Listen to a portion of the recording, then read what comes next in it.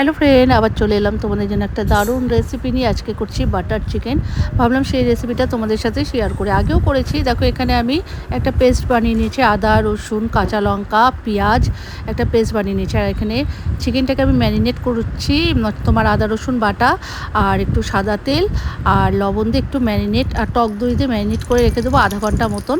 এটা এখন আমি ঢেকে রেখে দেবো। আর এখানে আর একটা পেস্ট করছি, এটা একটা কাজু বাদাম নিয়ে নিয়েছি বেশি করে, মানে 15 থেকে 20টা কাজু বাদাম নিয়েছি। নেওয়ার পর দেখো এখানে সাদা তেল আর তার মধ্যে দিয়ে দিলাম বাটার। আমি বাটার কিউব নিয়েছি, তোমরা নর্মাল যেরকম বাটার হয় 100 গ্রামের বাটারও দিতে পারো, আমি কিউব ইউজ করলাম। তারপরে এখানে দেখো গোটা গরম মশলা আর তেজপাতা দিয়ে দিলাম। দেওয়ার পর যে মশলাটা আমি করে রেখেছিলাম আদা রসুন পেঁয়াজ কাঁচা লঙ্কা, সেটা আমি দিয়ে দিলাম। দেওয়ার পর ভালোভাবে কষিয়ে নেবে। আর দুটো টমেটো আমি এখানে পেস্ট করব। এটা যখন একটু ভালোভাবে কষিয়ে নেব, তারপরে দেখো টমেটো পেস্টটা আমি দিয়ে দিলাম। দেওয়ার পর ভালোভাবে কষিয়ে নিতে হবে, যতক্ষণ না তোমার টমেটোর কাঁচা গন্ধটা না যায় ততক্ষণ তোমাকে ভালোভাবে কষিয়ে নিতে হবে। তারপর দেখো আমি নুনের পরিমাণটা এখানে কম দিলাম, যেহেতু আমি ম্যারিনেট করার সময় একটু নুন দিয়েছি, সেই জন্য একটু কম দিয়ে দিলাম নুনের পরিমাণটা। আর এখানে আমি দিয়ে দিলাম লঙ্কার গুঁড়ো। ঝাল তোমরা যে যেরকম ঝাল খাও সেই অনুযায়ী ঝালটা দিয়ে দিতে পারো। এখানে আমি লাল মির্চ দিয়ে দিলাম, তার মধ্যে স্বাদ অনুযায়ী একটু চিনি দিয়ে দিলাম। একটু মিষ্টি মিষ্টি হলে বেশি ভালো লাগে বাটার চিকেন।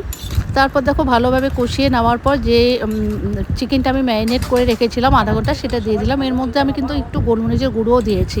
দিয়ে ভালোভাবে কষিয়ে নিতে হবে, যতক্ষণ না তেলটা না ছাড়বে ততক্ষণ পর্যন্ত ভালোভাবে কষিয়ে নেবে।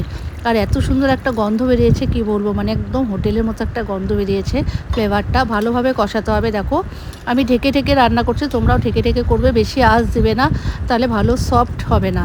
একটু ঢেকে ঢেকে করবে, দেখবে সফট হবে। আর একটা মুখে যখন দেবে খুব একটা ভালো একটা ফ্লেভার আসে। তারপরে দেখো আমি যে কাজু বাদামটা বেটে রেখেছিলাম সেটা আমি দিয়ে দিলাম। তার সাথে দিয়ে দিলাম আমুল স্প্রে 10 টাকার প্যাকেট, এটা একটা পুরো প্যাকেটটা আমি দিয়ে দিলাম। তোমরা মানে নর্মাল যে লিকুইড দুধ হয় সেটাও দিতে পারো। আমি আমুল স্প্রেটা দিলাম, যেহেতু গুঁড়ো দুধের একটু স্বাদটা এত সুন্দর একটা ফ্লেভার, সেই জন্য আমি এটা দিলাম। তোমরা এখানে ফ্রেশ ক্রিমও ইউজ করতে পারো। আমার রেডি হয়ে গেছে, কেমন হয়েছে প্লিজ তোমরা কমেন্ট করো। আর তারপর দেখো নামানোর আগে লাগছে, লোভনীয় দিয়ে দিলাম, মানে এত সুন্দর হয়েছে কি বলবো। দেখো ভালো লাগলে একটু লাইক শেয়ার করো। আর আমার মেয়ে চলে এসেছে খেতে, ও তো খাওয়া ছাড়া কোনো কিছুই বোঝে না একদম, মানে দেখো রেডি একদম। ঠিক আছে, আজকের ভিডিওটা তোমাদের জন্য শেয়ার করলাম। ভালো লাগলে একটু লাইক শেয়ার একটু কমেন্ট করো। চলো টাটা, কেমন লাগলো একটু কমেন্ট করো।